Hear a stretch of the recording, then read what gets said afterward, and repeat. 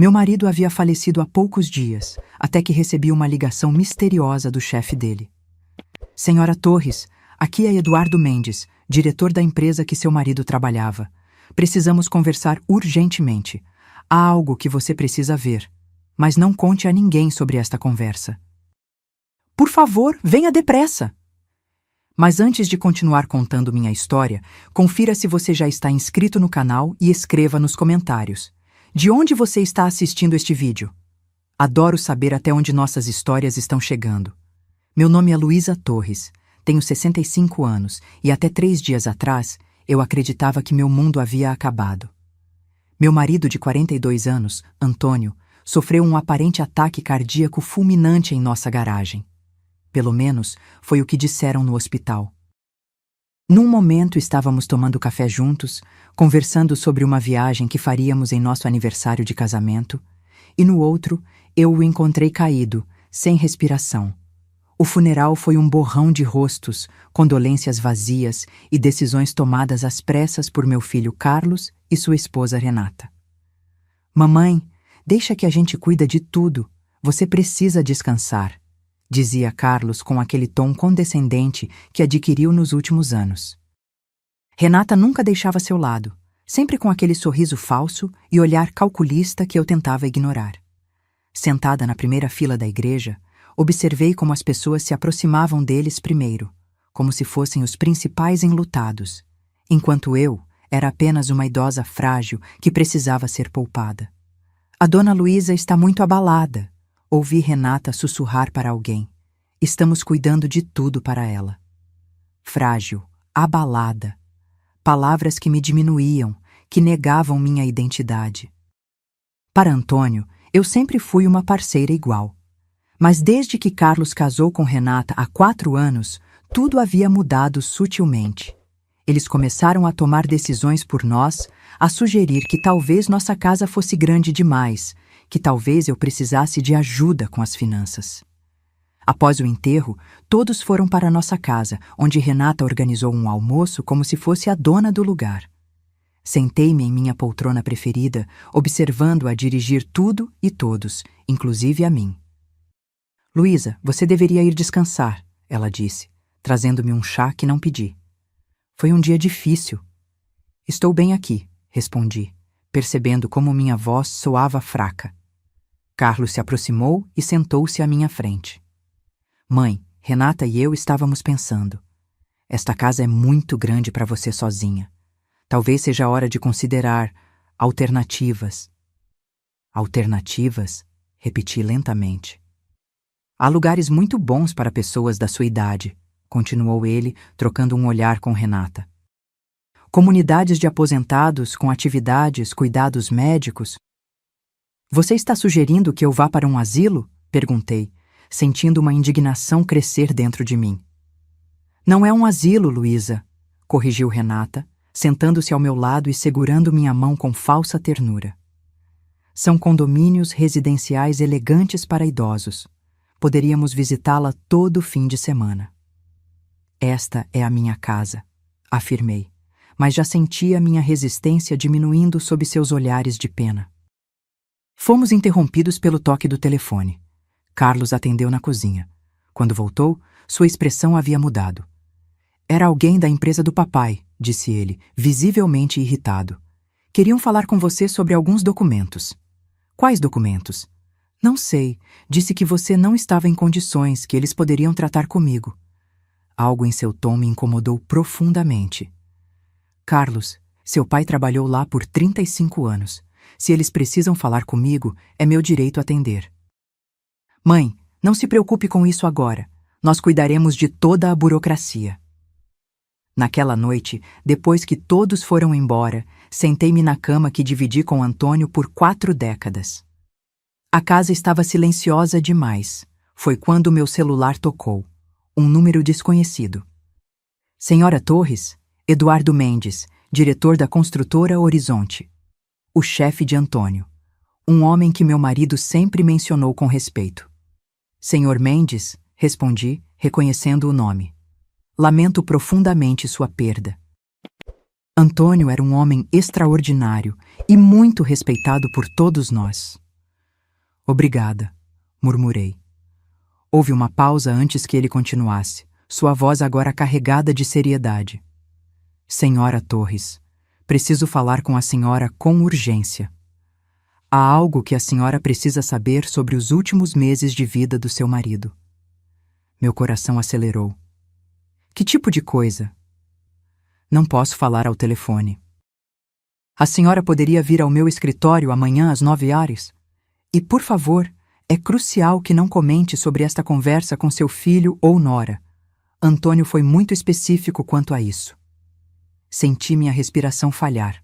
Por quê? O que está acontecendo? Por favor, senhora Torres, amanhã às 9h, seu marido deixou instruções para que eu falasse apenas com a senhora caso algo acontecesse com ele. A ligação encerrou, deixando-me paralisada na escuridão. Antônio havia previsto sua própria morte? E por que ele havia especificado que Carlos e Renata não deveriam saber? Pela primeira vez desde o funeral, senti como se Antônio estivesse me enviando uma mensagem de algum lugar distante, dizendo-me para estar atenta, para não ser a idosa frágil que todos pensavam que eu era. Algo estava terrivelmente errado, e eu precisava descobrir o quê. Na manhã seguinte, acordei com uma determinação que não sentia há meses. Vesti-me cuidadosamente, escolhendo o conjunto azul marinho que Antônio sempre dizia que me dava um ar de autoridade. Carlos ligou cedo, como fazia desde o funeral. Como você dormiu, mãe? Renata e eu estávamos pensando em passar aí para ver como você está. Estou bem, filho, respondi, tentando soar normal. Na verdade, preciso sair esta manhã. Houve uma pausa. Sair? Para onde? Para a farmácia. Meus remédios para a pressão acabaram. Não precisa sair, mãe. Posso levar os remédios para você mais tarde. Posso dirigir até a farmácia, Carlos. Não sou inválida. Seu suspiro foi audível. Tudo bem, mas tenha cuidado e ligue se precisar de qualquer coisa. Dirigi até o centro da cidade, agarrada ao volante com mais força que o necessário. O prédio da construtora Horizonte era imponente, com sua fachada de vidro e aço refletindo o céu da manhã. Antônio trabalhou ali como engenheiro-chefe por mais de 3 décadas. A recepcionista me conduziu ao andar da diretoria, onde nunca estivera antes. O escritório de Eduardo Mendes era impressionante, com janelas do chão ao teto oferecendo uma vista panorâmica da cidade. Eduardo era um homem de aproximadamente 60 anos, cabelos grisalhos bem aparados e um terno impecável. Ele se levantou quando entrei e pude ver genuína preocupação em seus olhos. Senhora Torres, obrigado por vir. Por favor, sente-se. Acomodei-me na cadeira em frente à sua mesa, sentindo-me como se estivesse em território desconhecido. Antes de mais nada, começou ele, quero que saiba que seu marido foi um dos nossos funcionários mais valiosos. Em 35 anos, nunca tivemos uma única queixa sobre seu trabalho. Obrigada, respondi, embora algo em seu tom me dissesse que aquilo era apenas o começo. Eduardo se levantou e caminhou até um armário atrás de sua mesa. Tirou uma pasta grossa e a colocou à minha frente. Senhora Torres, nos últimos 4 meses, Antônio veio me procurar diversas vezes com preocupações muito específicas. Ele abriu a pasta, revelando páginas de documentos, algumas com a caligrafia familiar de meu marido, outras com o que pareciam ser fotografias de documentos. Preocupações com o quê? Perguntei. Eduardo me olhou diretamente nos olhos. Com sua família. Senti o chão desaparecer sob meus pés. Minha família? Antônio acreditava que seu filho e sua nora estavam tentando manipulá-la, e a ele também, para fazer mudanças significativas em seu testamento e contas bancárias. As palavras inicialmente não fizeram sentido. Isso é impossível. Senhora Torres, Eduardo continuou gentilmente. A senhora sabia que nos últimos 6 meses, seu filho e sua nora visitavam Antônio aqui no escritório com frequência, sempre quando a senhora não estava em casa? Balancei a cabeça negativamente, enquanto um frio se espalhava por meu estômago. Eles repetidamente sugeriam a Antônio que seria melhor para a senhora se ele providenciasse as coisas de forma que, caso algo acontecesse com ele, Carlos tivesse poder legal imediato sobre todas as decisões financeiras e médicas a seu respeito. Não pode ser verdade, sussurrei. Eduardo abriu uma das páginas e a virou na minha direção. Era uma fotocópia de um documento legal parcialmente preenchido. Reconhecia a assinatura de Antônio na parte inferior, mas estava riscada. Antônio me trouxe isso há 2 meses. Disse que Carlos o pressionou para assinar, argumentando que era o melhor para a família e que protegeria a senhora de ter que tomar decisões difíceis caso ele não estivesse presente. Li as primeiras linhas do documento. Era uma procuração que daria a Carlos controle total sobre nossas finanças e decisões médicas a meu respeito, caso Antônio falecesse ou ficasse incapacitado. Mas ele não assinou, observei. Não. E foi isso que começou a preocupar Antônio. Segundo ele, quando se recusou a assinar, Carlos ficou extremamente irritado. Disse que ele estava sendo egoísta, que não estava pensando no que seria melhor para a senhora. Minha mente começou a fazer conexões que eu não queria fazer. Lembrei-me das visitas frequentes de Carlos e Renata ao longo do último ano. De como eles sempre pareciam estar cochichando sobre algo quando eu entrava na sala. Tem mais, continuou Eduardo, virando para outra página. Antônio também me contou que Renata começou a sugerir que a senhora estava apresentando sinais de confusão, de perda de memória. O quê? Exclamei. Aparentemente, ela começou a comentar tanto com Antônio quanto com Carlos que a senhora repetia histórias, esquecia conversas, que talvez precisasse de acompanhamento médico mais rigoroso. Senti como se tivesse levado um soco. Não, minha memória está perfeita. Antônio sabia disso. Por isso, ele começou a documentar tudo. Cada conversa, cada sugestão, cada pressão que sentia da parte deles. Eduardo folheou mais algumas páginas, mostrando-me anotações detalhadas escritas à mão por Antônio.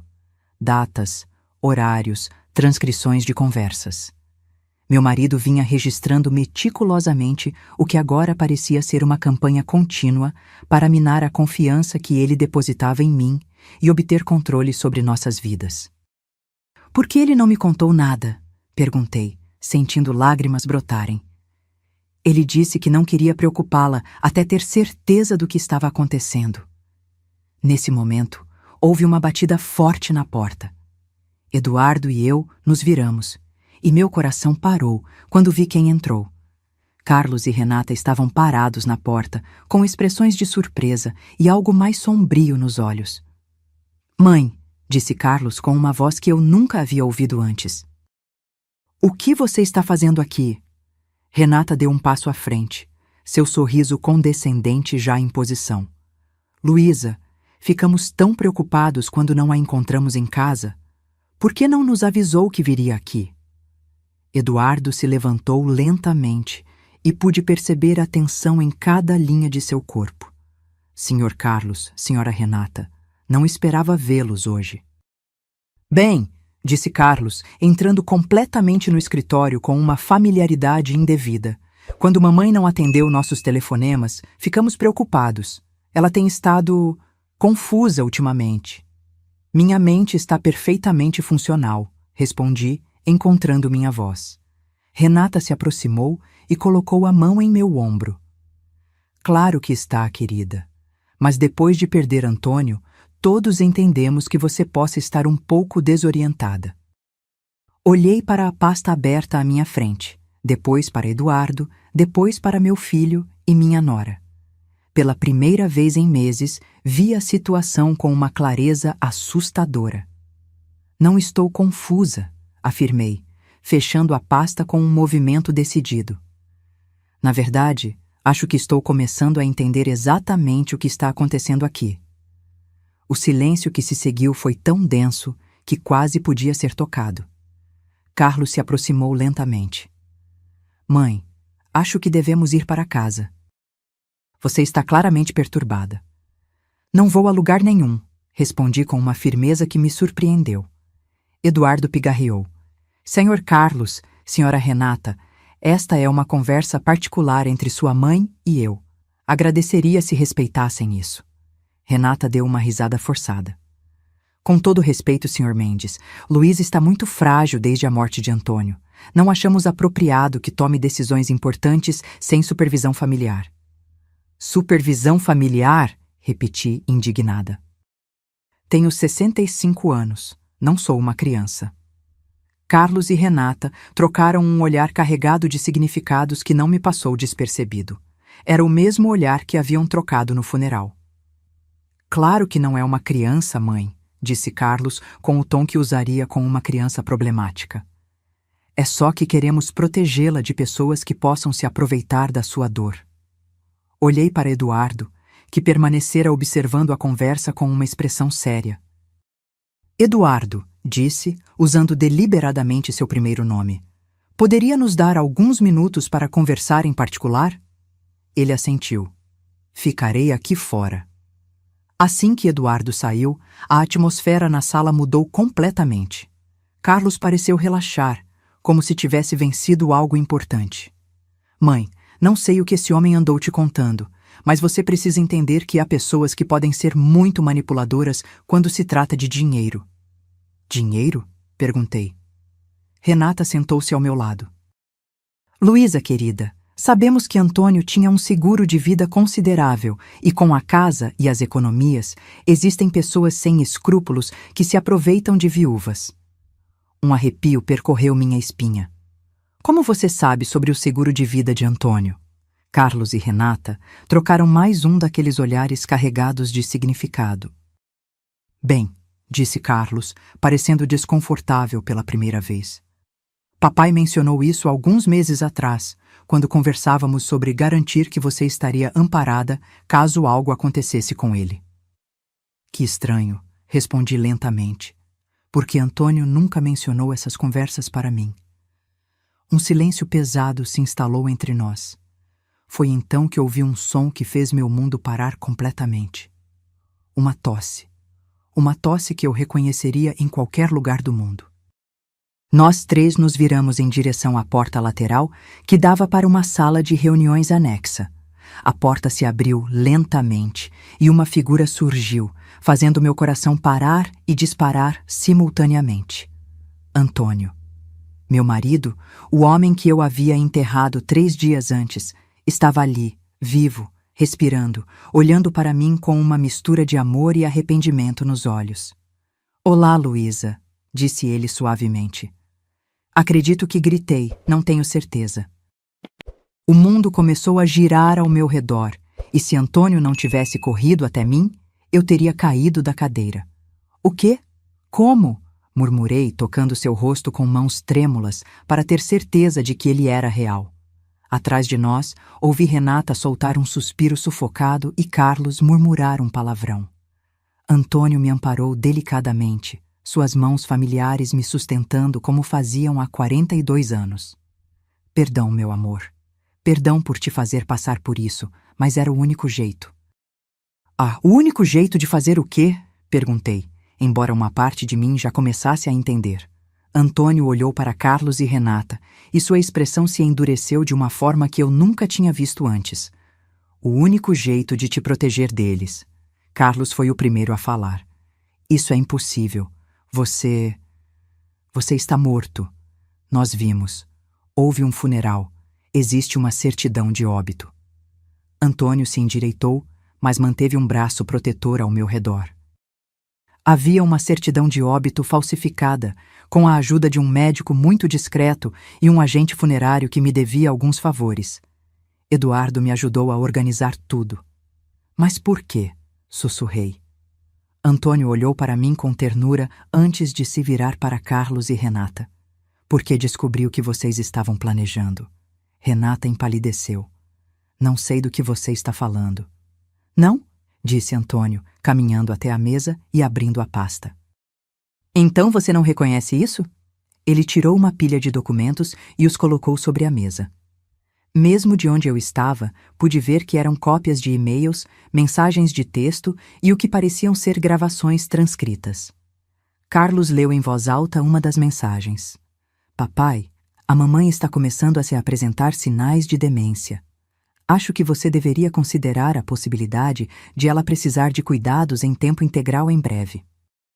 Se assinar os documentos que preparei, poderemos garantir que ela receba os melhores cuidados quando chegar a hora. Meu filho ficou completamente pálido. Antônio continuou lendo. Renata concordou, e quanto antes, melhor. Só a casa vale mais de 1 milhão, e isso sem contar a poupança para a aposentadoria e o seguro de vida. Sentei-me pesadamente, atordoada. Eles estavam planejando me declarar incapaz. Estavam calculando o valor dos nossos bens. Isso está sendo tirado de contexto, disse Carlos, desesperado. Estávamos preocupados com a mamãe. Só queríamos ter certeza. De que vocês queriam ter certeza? Antônio interrompeu. De que poderiam controlar a vida dela? De que poderiam declará-la incapaz e interná-la em uma instituição enquanto vendiam nossa casa e gastavam nossas economias? Renata levantou-se abruptamente. Isso é ridículo, Antônio. Fingir a própria morte é crime. Existem certificados falsos, documentos fraudulentos. Você tem razão, disse Antônio calmamente. Estou preparado para enfrentar as consequências, mas primeiro queria que Luísa soubesse a verdade sobre o que vocês vêm planejando. Ele se aproximou e pegou minhas mãos. Meu amor, nos últimos 6 meses, eles têm me visitado regularmente quando você não está em casa. No início, achei que fosse porque se preocupavam conosco, mas aos poucos percebi que cada conversa era planejada para me convencer que você estava perdendo suas capacidades mentais, que precisava de supervisão, que seria egoísmo meu não tomar providências legais para protegê-la. Olhei para Carlos, meu único filho, a quem amei incondicionalmente por 35 anos. É verdade? Perguntei. Por um instante, vi algo em seus olhos que poderia ter sido vergonha, mas logo seu olhar se endureceu. Mãe, você não entende as dificuldades que enfrentamos. Renata e eu temos dívidas, obrigações. Então é verdade, murmurei. Antônio apertou minhas mãos.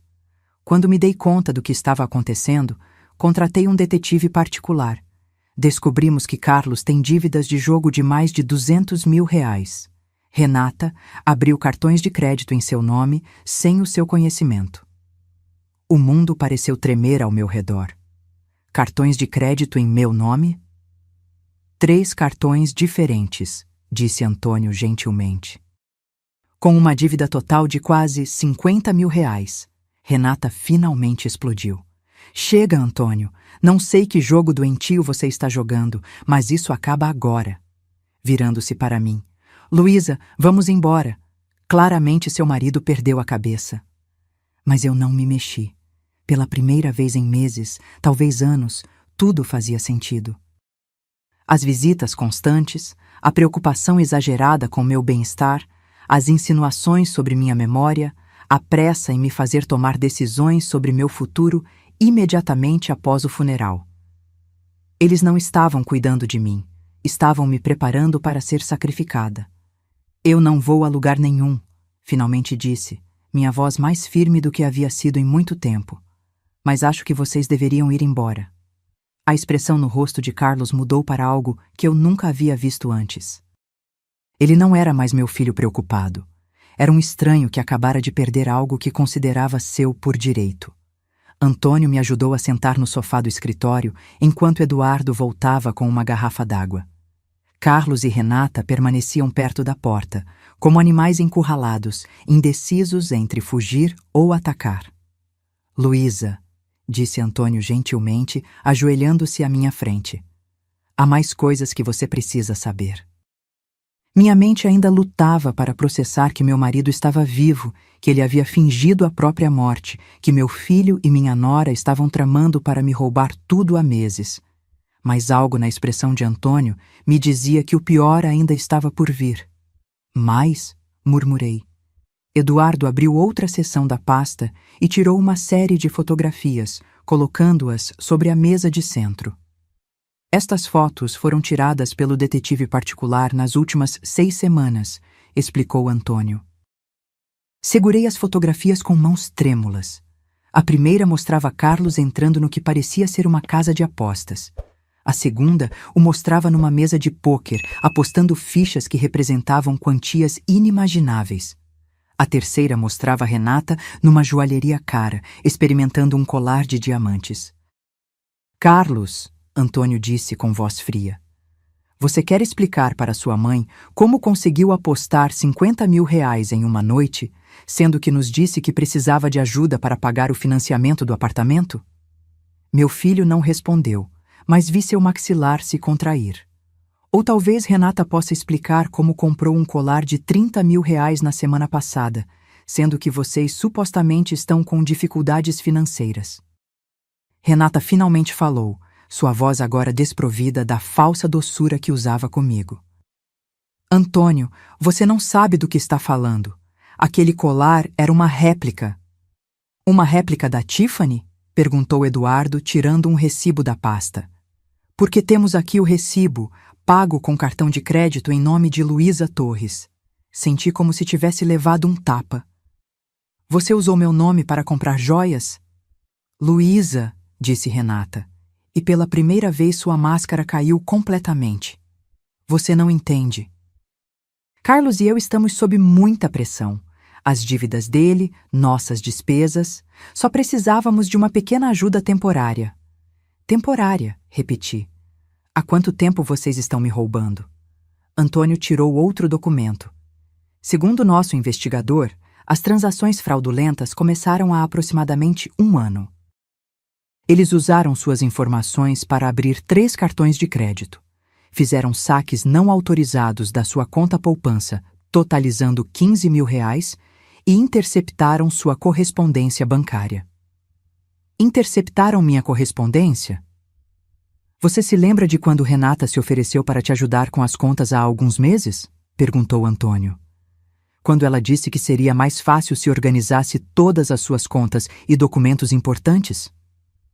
A lembrança me atingiu como um raio. Renata tinha sido tão prestativa, tão gentil. Luísa, querida, eu sei que essas coisas financeiras podem ser confusas.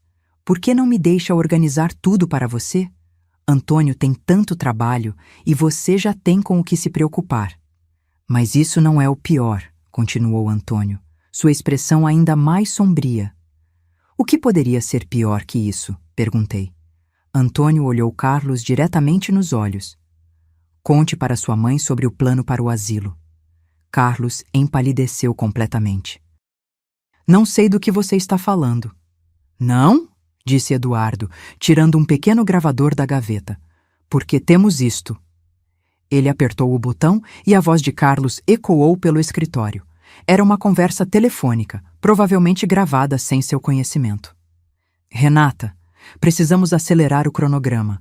Papai está começando a fazer perguntas e mamãe não está tão confusa quanto esperávamos. A voz de Renata respondeu. Já falei com o gerente do Residencial Primavera. Você disse que tem os documentos médicos que precisamos. Os documentos falsos estão prontos. Assim que mamãe for internada, podemos vender a casa imediatamente. O mercado está aquecido agora. Senti como se estivesse caindo num abismo sem fundo. Documentos médicos falsos? A gravação continuou. E se o Antônio reclamar? Perguntou Renata. Antônio não vai ser um problema por muito tempo, respondeu Carlos, e algo em seu tom me fez gelar o sangue. Antônio pausou a gravação e olhou para mim com olhos tristes. Essa conversa foi gravada há 3 semanas, Luísa. 3 semanas antes da minha morte. O silêncio no escritório era ensurdecedor. Olhei para Carlos, tentando encontrar alguma explicação, alguma maneira de entender que aquilo não era o que parecia. Antônio não vai ser um problema por muito tempo, repeti lentamente. O que isso significa, Carlos? Meu filho finalmente falou, mas sua voz era a de um estranho. Mãe, você está entendendo tudo errado. Estávamos apenas preocupados com o papai. A pressão dele andava alta, ele estava muito estressado. Vocês estão dizendo que estavam esperando que eu morresse de causas naturais? Perguntou Antônio, levantando-se. Renata deu um passo à frente. Toda a dissimulação foi abandonada. Antônio, não seja dramático. Estávamos apenas sendo realistas sobre o futuro. Luísa vai precisar de cuidados eventualmente, e é melhor se planejar com antecedência. Planejar com antecedência, repeti, ou acelerar o processo. Eduardo tirou outro documento da pasta. Luísa, esta talvez seja a coisa mais difícil de ouvir. Era um relatório médico. Li as primeiras linhas com crescente horror. A paciente apresenta claros sinais de demência precoce, episódios de confusão, perda de memória recente, desorientação. Recomenda-se avaliação para cuidados em tempo integral. Isso é mentira, disse eu, minha voz quase um sussurro. Eu nunca consultei esse médico. Dr. Paulo Ferreira. Não conheço esse nome. É o médico particular da Renata, disse Antônio. Alguém que estava disposto a assinar um diagnóstico falso em troca de dinheiro. Olhei para Renata, a mulher que eu chamava de filha há 4 anos. Vocês pagaram um médico para dizer que eu tenho demência? Pude ver pânico nos olhos dela pela primeira vez. Você precisa entender. Estávamos tentando protegê-la. Me proteger de quê? Gritei, surpresa com a força da minha própria voz. De você mesma, gritou Carlos de volta. Mãe, você está ficando velha. Sua mente não é mais a mesma. Renata e eu conseguimos ver coisas que você não vê. Antônio se colocou entre Carlos e eu. Luísa não tem nenhum problema mental. O único problema é que você vem manipulando psicologicamente sua mãe há mais de 1 ano, fazendo-a questionar a própria realidade para poder roubar o dinheiro e a casa dela. Manipulação psicológica? Perguntei confusa. Gaslighting, explicou Eduardo. É uma forma de abuso psicológico onde alguém faz você duvidar da sua própria percepção da realidade. Antônio sentou-se ao meu lado e pegou minhas mãos. Meu amor, você se lembra de alguns meses atrás, quando não conseguia encontrar suas chaves e sua carteira? E Renata sugeriu que talvez você as tivesse perdido porque sua memória não era mais a mesma? Assenti com a cabeça. Foi muito angustiante. Encontramos as chaves na bolsa de Renata, disse Antônio suavemente. Ela as tinha pegado. E a carteira estava no carro de Carlos. Uma a uma, Antônio começou a explicar situações que eu havia interpretado como possíveis sinais do meu declínio mental. O dia em que não encontrei meus óculos, a vez em que me atrasei para um compromisso porque tinha certeza de que era em outro horário, as vezes em que não conseguia me lembrar de conversas que tinha certeza de ter tido. Tudo havia sido orquestrado. Durante meses, disse Antônio, eles vinham sistematicamente fazendo você duvidar da sua própria mente, preparando o terreno para declará-la incompetente. Olhei para Carlos e Renata, essas 2 pessoas que eu amava e em quem confiava. Por quê? Sussurrei. Somos família. Renata riu, um som amargo que eu nunca tinha ouvido dela antes. Família, Luísa. Você e Antônio têm sido um fardo para nós desde o dia em que nos casamos. Sentados naquela casa enorme, acumulando dinheiro que nunca usam, enquanto Carlos e eu nos esforçamos todos os meses. Nós nunca lhes negamos ajuda, disse eu fracamente. Não queríamos a sua ajuda, disse Carlos.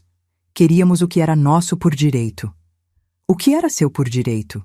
Repeti incrédula. Nós somos sua família, explodiu Carlos. Aquela casa deveria ser nossa. Aquele dinheiro deveria ser nosso. Vocês 2 vão morrer em breve, de qualquer forma. O silêncio que se seguiu a essas palavras foi absoluto. Naquele momento, eu soube que havia perdido meu filho para sempre. A pessoa à minha frente era um estranho que vinha usando meu amor contra mim, contando os dias até minha morte para poder receber o que considerava seu por direito. Mas também descobri algo mais. Pela primeira vez em mais de 1 ano, minha mente estava completamente lúcida. Eu não estava confusa, não sofria de demência. Eu era vítima de uma conspiração cruel e sistemática orquestrada pelas 2 pessoas em quem eu mais confiava depois de Antônio. E agora que eu sabia a verdade, nunca mais seria a mesma. Depois da confrontação no escritório de Eduardo, a semana que se seguiu foi uma montanha-russa emocional que jamais esquecerei. Antônio ficou hospedado num hotel discreto, enquanto Eduardo nos ajudava a lidar com as complicações legais de sua ressurreição. Voltei para casa, mas, pela primeira vez em meses, não me senti prisioneira da minha própria vida. Naquele dia, Carlos e Renata saíram furiosos do escritório, em estado de choque.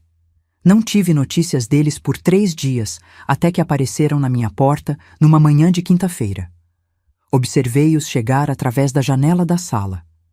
Carlos caminhava com aquela determinação que eu reconhecia da sua infância, quando fazia algo errado e estava determinado a me convencer de que não era sua culpa. Renata o seguia, mas algo em sua postura me dizia que desta vez a estratégia seria diferente. Abri a porta antes que a campainha tocasse. "Oi, mãe", disse Carlos, e sua voz tinha aquele tom cuidadosamente controlado que ele usava para situações difíceis. "Carlos, Renata", respondi friamente. "Podemos entrar?", perguntou Renata. "Precisamos conversar." Deixei-os entrar, mas não os convidei a sentar. Ficamos de pé na sala que testemunhara tantos almoços de família, comemorações e conversas íntimas, e que agora parecia um campo de batalha. "Mãe", começou Carlos, "temos pensado muito sobre o que aconteceu no escritório." "Tenho certeza que sim." Renata deu um passo à frente. "Luísa, acho que há muitos mal-entendidos aqui. Sim, Carlos e eu estávamos preocupados com o seu bem-estar, mas tudo o que fizemos foi com as melhores intenções." "As melhores intenções", repeti. "Como usar meu nome para abrir cartões de crédito?"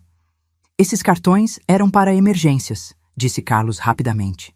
"Despesas que pudessem surgir relacionadas aos seus cuidados."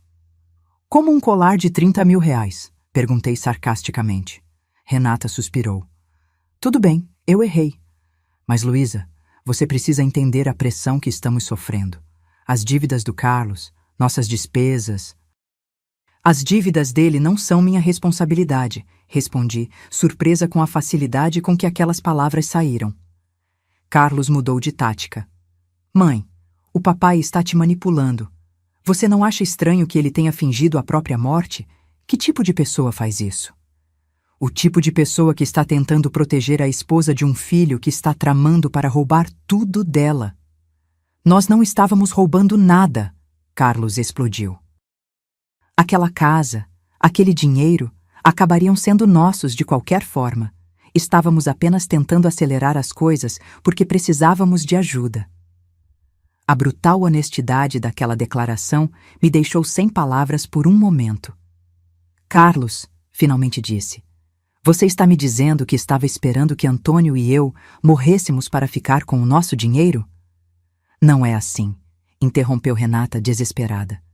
"Todas as famílias fazem planos para o futuro." "Nenhuma família planeja que seus pais sejam declarados incapazes com diagnósticos médicos falsos", rebati. Renata empalideceu. "Era apenas uma precaução, caso você realmente precisasse de cuidados no futuro. Uma precaução que vocês pagaram com dinheiro roubado de mim." Carlos passou as mãos pelos cabelos, um sinal de que estava perdendo a paciência. "Mãe, escuta o que você está dizendo. Você está ficando paranoica. Papai está enchendo sua cabeça com ideias malucas." "Ideias malucas", repeti. "Como a ideia de que eu mereço morar na minha própria casa sem que ninguém tente me chamar de louca ou roubar minhas economias." "Ninguém está tentando te chamar de louca", gritou Carlos. Fui até o telefone e disquei um número que eu havia memorizado. "O que você está fazendo?", perguntou Renata. "Ligando para o Antônio", respondi. "Acho que ele deveria estar aqui para esta conversa." "Mãe", Carlos tentou, mas já era tarde demais.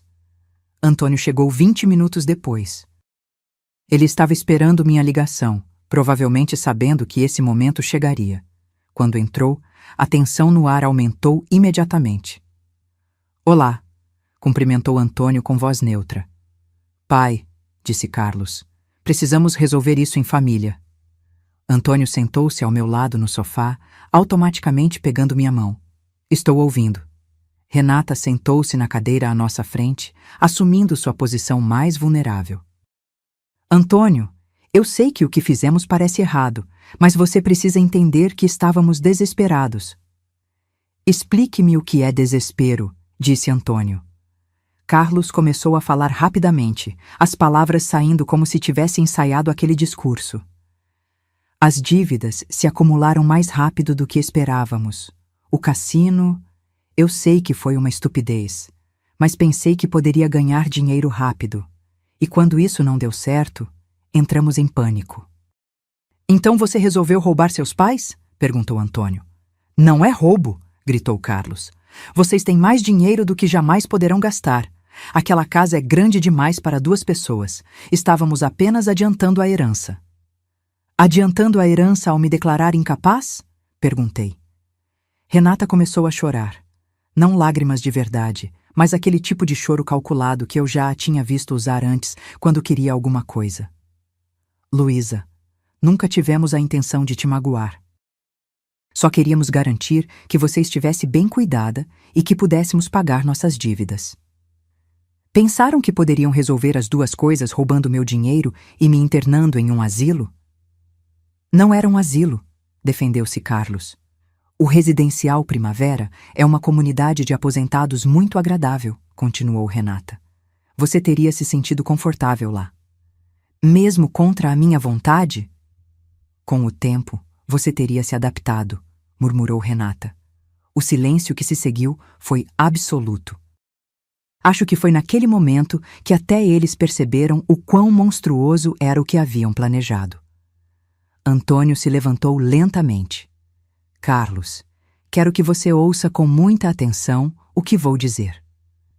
Meu filho olhou para cima e, por um instante, vislumbrei o menino que ele fora.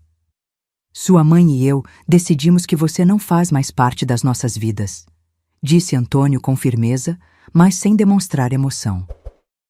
Não queremos te ver, não queremos notícias suas e, definitivamente, não queremos que você tenha acesso a nenhuma de nossas finanças ou propriedades. Carlos se levantou de um salto. Vocês não podem fazer isso. Eu sou seu filho. Você é meu filho biológico, corrigiu Antônio. Mas vocês deixaram de ser nossa família no dia em que decidiram que nossa morte seria mais conveniente para vocês do que nossas vidas. Renata também se levantou. Seu choro havia cessado completamente. Isso é ridículo. Antônio, Luísa, vocês não podem nos excluir completamente. Somos família. Família não é sobre roubar, eu disse, levantando-me também. Família não é sobre fazer seus entes queridos duvidarem da própria sanidade. Família não está contando os dias para a sua morte para receber o seu dinheiro. Carlos me olhou com uma expressão que eu nunca tinha visto antes. Sabe de uma coisa, mãe? Talvez você tenha razão. Talvez isso seja melhor para todos. Porque eu estava cansado de fingir que me importava com você quando tudo o que eu realmente queria era que você saísse do meu caminho. Essas palavras me atingiram como um tapa na cara, mas, estranhamente, também me libertaram. Todo o amor, toda a culpa, toda a esperança de que pudesse ter havido algum mal-entendido evaporaram naquele momento. Vá, eu disse simplesmente. Tire suas coisas da minha casa e vá embora. Com prazer, disse Carlos, mas isso não acabou. Vamos contestar o testamento. Vamos provar que papai fingiu a própria morte, que você não tem capacidade para tomar decisões. Antônio sorriu, mas não era um sorriso amigável. Vá em frente. E quando fizer isso, não se esqueça de explicar ao juiz por que você planejava declarar sua mãe incapaz com documentos médicos falsificados. Tenho certeza de que ele ficará muito interessado em saber disso. Carlos e Renata se entreolharam, e eu pude ver o pânico crescer em seus olhos ao perceberem que não tinham saída. Isso não acabou, murmurou Carlos, mas sua voz havia perdido toda a convicção. Acabou sim, respondi. Termina aqui mesmo. Observei-os partir, sabendo que provavelmente seria a última vez que veria meu filho. Eu deveria ter sentido tristeza, mas tudo o que senti foi um alívio profundo e puro. Pela primeira vez em mais de um ano, eu estava livre. 3 meses depois, estou sentada na varanda da nossa nova casa, observando Antônio podar as roseiras que plantamos juntos no jardim frontal. Mudamos para uma cidade pequena a 2 horas de distância, onde ninguém conhece nossa história e onde podemos simplesmente ser Antônio e Luísa, um casal de aposentados aproveitando a vida. A transição não foi fácil. Houve momentos, especialmente durante as primeiras semanas, em que eu acordava no meio da noite me perguntando se tínhamos feito a coisa certa. Cortar relações com Carlos completamente era como amputar uma parte do meu corpo, por mais infectada que estivesse. Mas Antônio me lembrava constantemente do porquê de termos tomado essa decisão. Meu amor, ele dizia quando eu chorava à noite, você não pode salvar alguém que está disposto a te destruir. Eduardo nos ajudou a lidar com as complicações legais. A falsificação da certidão de óbito resultou em multas e serviço comunitário para Antônio. Mas quando as provas da conspiração de Carlos e Renata foram apresentadas, o juiz se mostrou surpreendentemente compreensivo. Já vi muitos casos de abuso financeiro contra idosos, disse-nos ele durante a audiência, mas raramente um tão sistemático e cruel como este. Carlos e Renata tentaram cumprir a ameaça de contestar o testamento, mas o caso desmoronou rapidamente quando o promotor decidiu investigar os cartões de crédito fraudulentos e os documentos médicos falsificados. No fim, foram eles que enfrentaram acusações criminais, não nós. A última notícia que tive deles foi que Carlos estava cumprindo 2 anos de liberdade condicional por fraude financeira. Renata perdeu sua licença de enfermeira. Eles se separaram 1 mês depois que tudo veio à tona, cada um culpando o outro por tê-los levado a uma situação tão desesperadora. Não sinto satisfação com a queda deles, apenas uma estranha sensação de encerramento, como quando se termina um livro perturbador e finalmente pode deixá-lo de lado. Vendemos a casa grande onde criamos Carlos. Estava repleta de memórias complicadas e, francamente, eles tinham razão em uma coisa. Era grande demais para 2 pessoas. Com o dinheiro da venda, compramos esta casa menor numa cidade chamada Nova Esperança, com terreno suficiente para o jardim de Antônio e uma vista para o lago que faz com que cada entardecer pareça um presente especial só para nós. Também quitamos todas as dívidas que Carlos e Renata haviam contraído em nosso nome. Não porque lhes devêssemos algo, mas porque queríamos começar este novo capítulo das nossas vidas completamente limpo, sem quaisquer laços financeiros com o nosso passado. Você acha que Carlos algum dia vai entender o que fez? Pergunto a Antônio numa tarde, enquanto preparamos o jantar juntos. Antônio para de picar os legumes e me olha com aqueles olhos sábios que me fizeram apaixonar por ele há 42 anos. Não sei, meu amor, mas não é mais nossa responsabilidade ensiná-lo. Essa é a lição mais difícil que aprendi nestes últimos meses. Durante 35 anos, senti-me responsável pela felicidade e bem-estar de Carlos.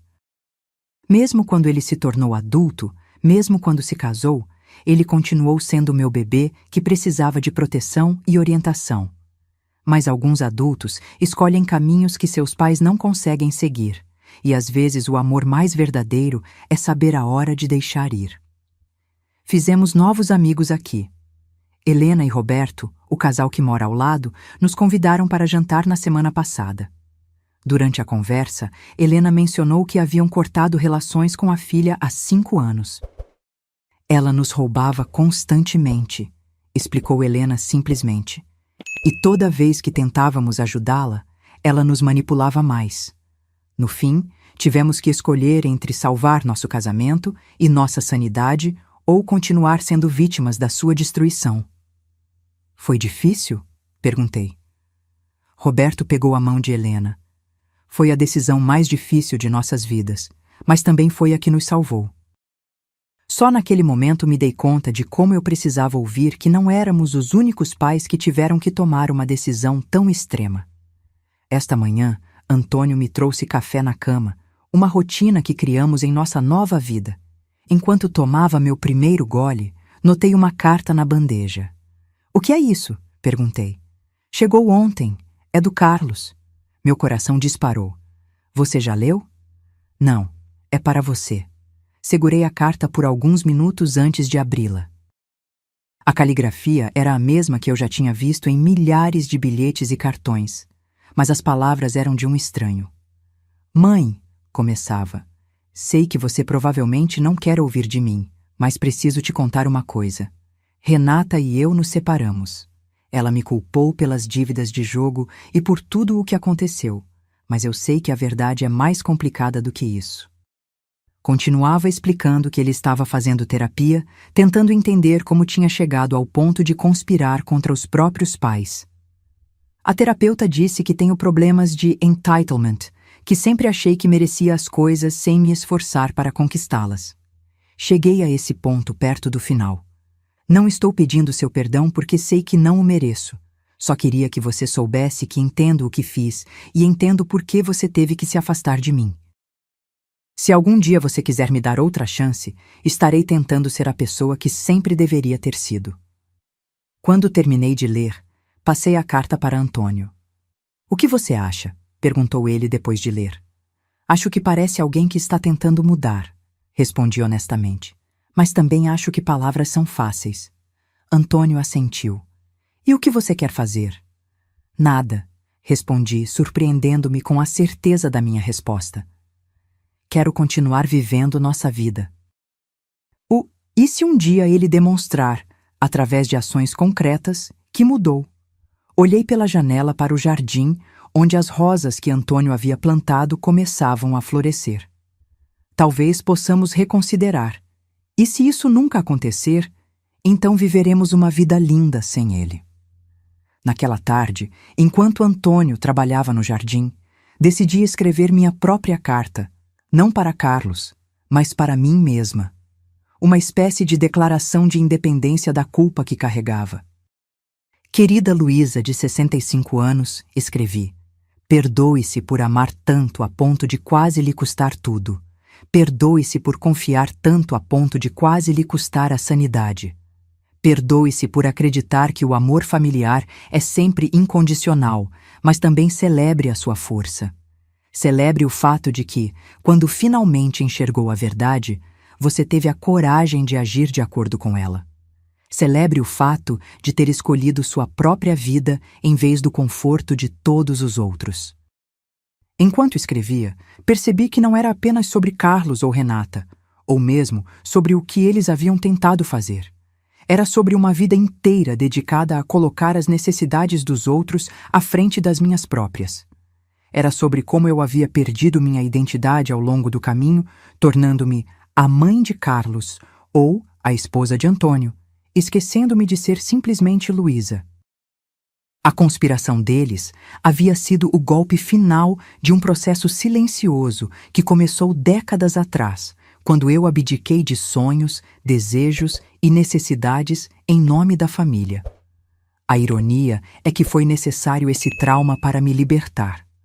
Naquela noite, enquanto Antônio e eu nos preparávamos para dormir em nosso novo quarto com vista para o lago, ele me perguntou: você se arrepende de alguma coisa? De ter cortado relações com ele completamente? Não, respondi. Só me arrependo de não ter percebido os sinais antes. E eu de ter fingido minha morte, disse ele com um sorriso triste. Foi dramático, mas eficaz. Antônio riu. Definitivamente eficaz. Ficamos em silêncio por um momento, ouvindo os sons da noite em nossa nova casa. Sabe o que é mais estranho? Eu finalmente disse. Me sinto mais jovem agora do que quando tinha 50 anos, como se estivesse carregando um peso que nem sabia que existia. Antônio pegou minha mão na escuridão. É isso que acontece quando você para de viver para os outros e começa a viver para si mesma. Esta manhã recebi um telefonema de Helena, nossa nova vizinha. Um grupo de nós vai ao Festival de Artes no sábado e depois estamos pensando em almoçar naquele novo restaurante italiano. Você e Antônio gostariam de vir? Com certeza, respondi sem hesitação. Há um ano, eu teria que consultar Carlos e Renata, certificar-me de que não precisavam de mim para algo. Considerar se era apropriado para uma mulher da minha idade sair com amigos. Agora, simplesmente digo sim às coisas que me fazem feliz. Decidi retomar a pintura, Um hobby que abandonei quando Carlos nasceu. Antônio transformou o quarto de hóspedes em um pequeno ateliê para mim, com uma vista perfeita do lago. Passo horas ali, redescobrindo uma paixão que ficou adormecida por décadas. Também me matriculei em um curso de fotografia na comunidade local. Sempre quis aprender a capturar momentos, preservar memórias através de imagens. Agora tenho tempo e liberdade para fazer isso. Antônio também está explorando novos interesses. Além do jardim, ele começou a fazer aulas de culinária. 2 vezes por semana, volta para casa com pratos elaborados e histórias engraçadas sobre suas tentativas culinárias. Vê-lo assim, explorando novas facetas de si mesmo, me faz perceber quanto tempo perdemos tentando atender às expectativas dos outros. Às vezes, quando estamos sentados na varanda observando o pôr do sol, conversamos sobre o futuro. Não o fazemos com medo ou ansiedade como antes, mas com uma curiosidade genuína sobre o que ainda está por vir. Fazemos planos para viagens que sempre adiamos, para experiências que sempre quisemos ter. Nunca é tarde demais para viver a vida que queremos, diz Antônio, e pela primeira vez realmente acredito nisso. É claro que nem tudo são flores. Há dias em que a tristeza me atinge de surpresa, em que me pego olhando para uma foto antiga de Carlos quando criança e me perguntando como chegamos a este ponto. Há momentos em que o silêncio da casa parece pesado demais, em que sinto falta do barulho e da agitação de uma família grande. Mas então, lembro do que essa família estava disposta a fazer comigo, de como planejavam me descartar como um objeto inútil, e a dor dá lugar à determinação. Determinação de não ser vítima, de não me deixar definir pela traição, de construir algo novo e autêntico a partir das cinzas do que foi destruído. Antônio e eu começamos a frequentar um grupo de apoio para pessoas que sofreram abuso financeiro ou emocional por parte de familiares.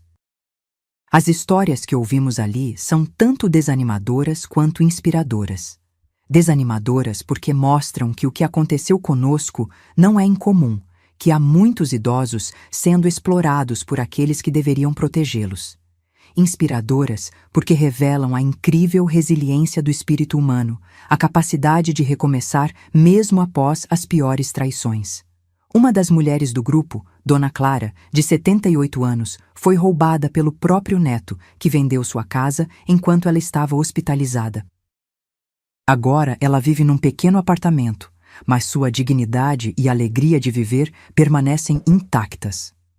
Eles podem levar nossos bens, ela disse numa das reuniões, mas não podem levar nossa capacidade de ser feliz a menos que permitamos. Suas palavras ficaram comigo, um lembrete constante de que a verdadeira liberdade está em como respondemos às circunstâncias, não nas próprias circunstâncias. Eduardo ainda mantém contato conosco. Foi graças à sua coragem e integridade que toda essa trama veio à luz. Ele nos visitou há algumas semanas, trazendo consigo uma notícia interessante. A empresa estava oferecendo a Antônio um cargo de consultor, algo que lhe permitiria trabalhar algumas horas por semana, compartilhando sua vasta experiência com a nova geração de engenheiros. Você não precisa decidir agora, disse Eduardo. Pense nisso como uma opção, não uma obrigação. Antônio pareceu genuinamente interessado, e percebi que, apesar de estarmos gostando da aposentadoria, ainda temos muito a oferecer ao mundo. Não somos objetos descartáveis que perderam seu valor ao envelhecer. Somos seres humanos completos, com sabedoria, habilidades e contribuições a fazer. Esta manhã, enquanto tomávamos café, Antônio mencionou algo que me pegou de surpresa. Recebi um e-mail de Carlos ontem. Senti meu estômago afundar. O que ele queria? Ele soube do meu novo trabalho como consultor. Aparentemente, um amigo dele trabalha na empresa e mencionou que eu estava de volta. E? Ele me parabenizou, disse que estava feliz por mim. Fiquei em silêncio por um momento, processando essa informação. Você respondeu? Sim. Agradeci brevemente. Assenti, não sabendo exatamente como me sentir. Era um pequeno gesto, possivelmente insignificante no grande esquema das coisas, mas também poderia ser o início de algo. Um reconhecimento, talvez, de que nós tínhamos vidas próprias, separadas dele, e que essas vidas tinham valor. Não estou pronto para perdoá-lo, continuou Antônio, como se lesse meus pensamentos, mas também não quero carregar esse ódio para sempre. Nem eu, admiti. É cansativo. E era verdade.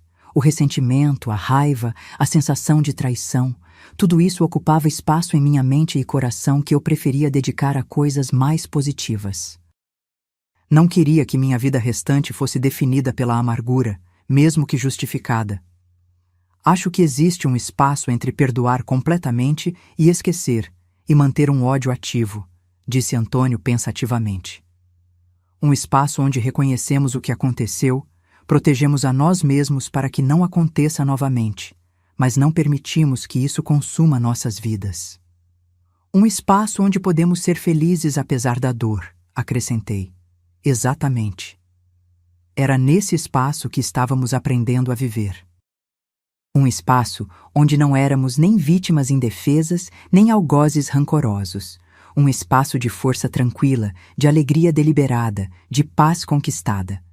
Na semana passada, Antônio e eu celebramos 43 anos de casamento com uma pequena festa em nossa nova casa.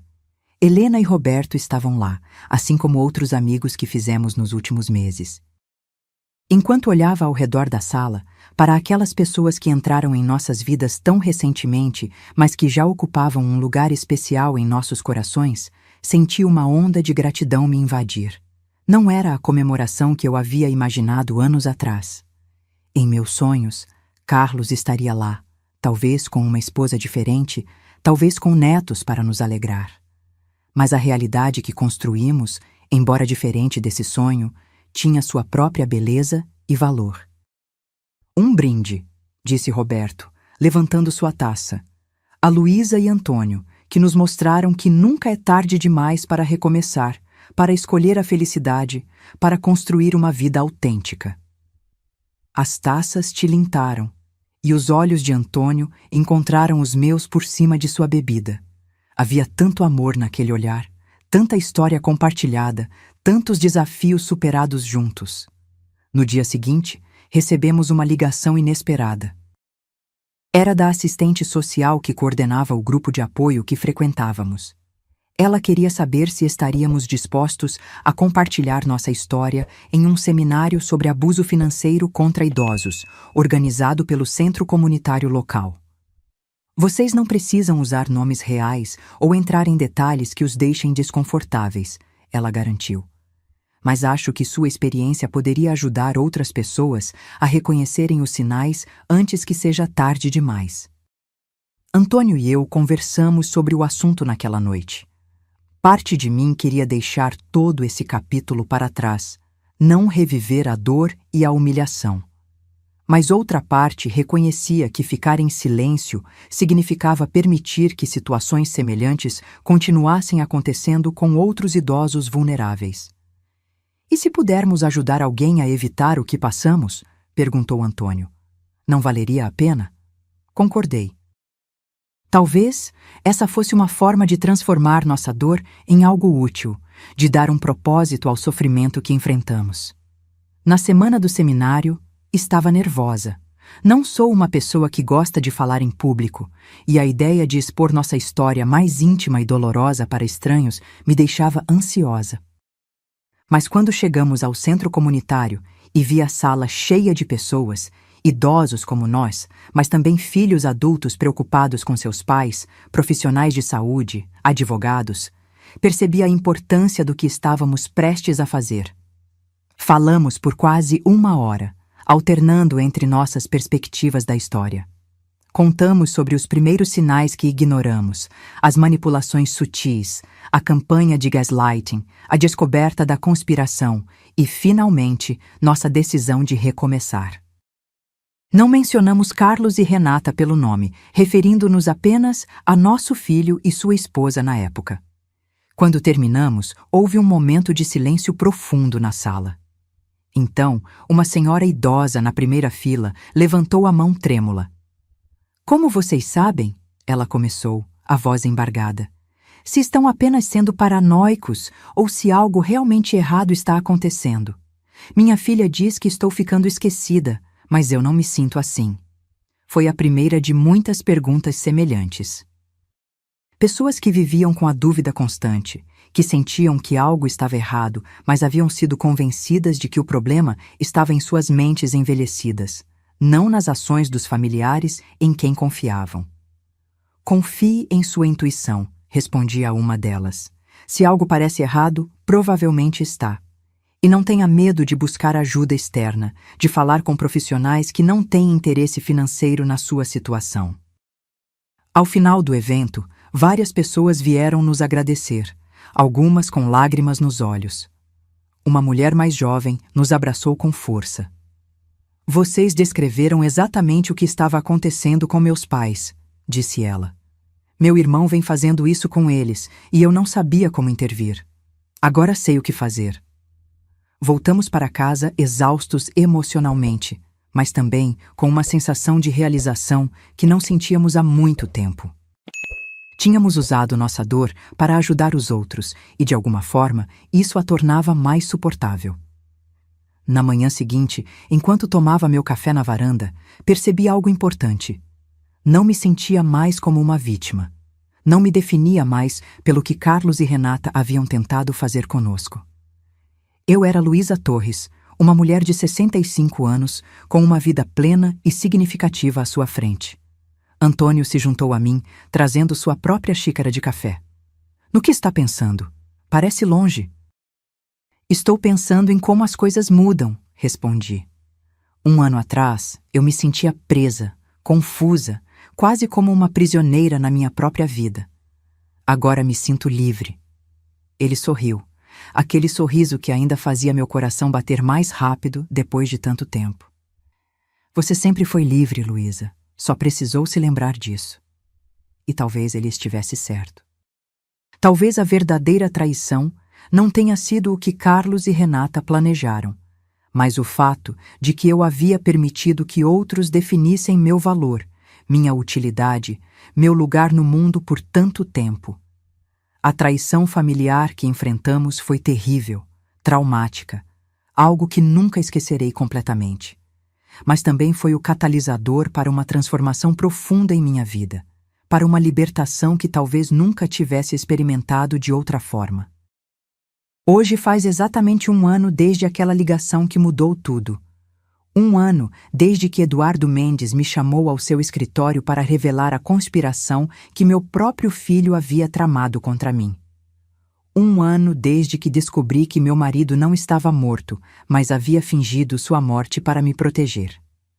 1 ano de recomeço, de reconstrução, de redescoberta. Estou sentada no meu ateliê, trabalhando em uma nova pintura. É uma paisagem do lago ao entardecer, com tons de laranja, rosa e púrpura refletindo na água calma. Não é uma obra-prima, mas captura algo que sinto profundamente.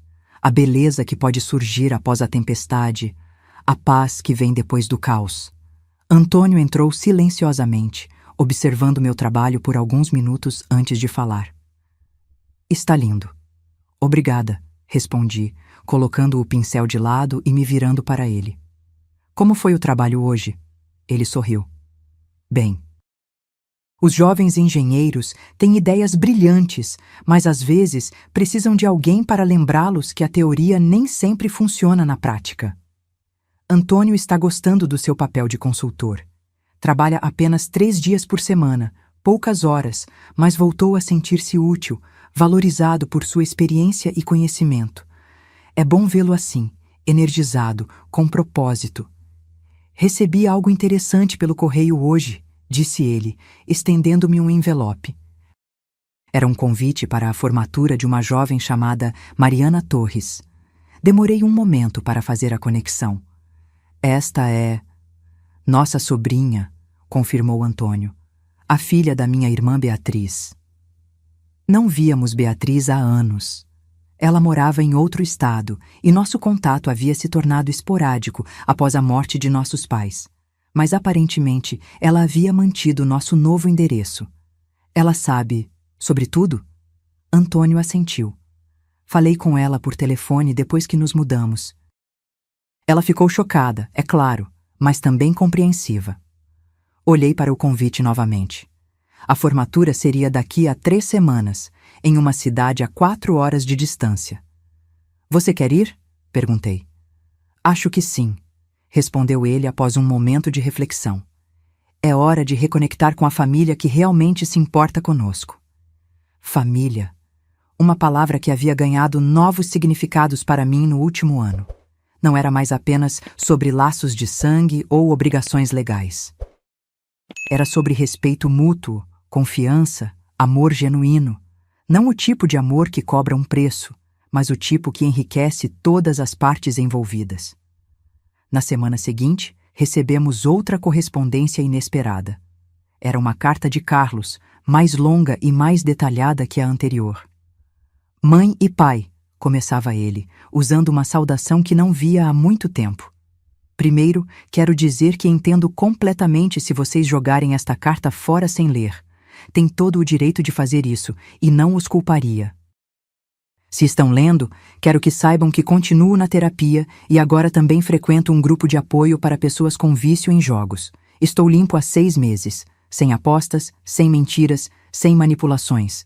Entendo agora que o que fiz a vocês foi imperdoável. Não apenas o plano de internar a mamãe contra sua vontade, mas anos de pequenas traições, de abusar da confiança e do amor de vocês, de tratar as pessoas que me deram tudo como meros obstáculos aos meus desejos. Não estou pedindo para voltar à vida de vocês.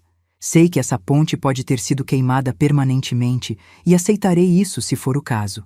Mas queria que soubessem que estou tentando ser uma pessoa melhor, não apenas por vocês ou para aliviar minha consciência, mas porque finalmente entendi que o caminho que eu estava seguindo só me traria mais destruição. Se algum dia quiserem entrar em contato, meu número e endereço estão no envelope. Se não, entenderei perfeitamente. Com amor e arrependimento, Carlos. Antônio e eu lemos a carta juntos, em silêncio. Quando terminamos, nossos olhares se encontraram, ambos úmidos de lágrimas contidas. O que você acha? Perguntou ele. Não sei, respondi honestamente. Parte de mim quer acreditar que ele realmente mudou. Outra parte teme que seja apenas mais uma manipulação. Antônio assentiu. Sinto o mesmo. Talvez possamos dar tempo ao tempo, ver se as ações dele correspondem às palavras. Guardamos a carta, sem tomar nenhuma decisão imediata. Era um primeiro passo, talvez, mas um que requeria cautela e tempo para ser processado. 2 semanas depois, viajamos para a formatura de Mariana. Foi estranho e maravilhoso reencontrar Beatriz depois de tanto tempo. Ela nos recebeu com abraços apertados e lágrimas genuínas de alegria. Conhecemos seu marido, Fernando, um homem gentil e atencioso, e nosso sobrinho mais novo, Lucas, um adolescente brilhante e curioso. Sinto muito por termos perdido contato, disse Beatriz durante o jantar na noite anterior à cerimônia. A vida fica tão ocupada, tão complicada. O importante é que estamos aqui agora, respondi, percebendo o quanto sentia falta desse tipo de conexão familiar saudável e amorosa. A formatura foi uma celebração linda. Mariana, agora formada em medicina, tinha os olhos brilhantes de orgulho e esperança para o futuro. Observando-a receber seu diploma, senti uma onda de emoção me invadir. Orgulho por essa jovem que mal conhecia, mas que carregava nosso sangue. Alegria por testemunhar um momento tão importante, e sim, um toque de tristeza por todos os momentos similares que perdemos na vida de Carlos. Durante a recepção após a cerimônia, Mariana veio nos agradecer por termos vindo. Significa muito para mim, disse ela. Mamãe sempre falou tão bem de vocês e eu queria muito conhecê-los. Estamos honrados por fazer parte deste dia, respondeu Antônio, abraçando-a. Antes de irmos embora, Beatriz nos convidou para passar o Natal com eles. Por favor, digam que sim, insistiu ela. É hora de nossa família se reunir novamente. Olhei para Antônio e vi em seus olhos a mesma resposta que sentia em meu coração. Adoraríamos, respondi.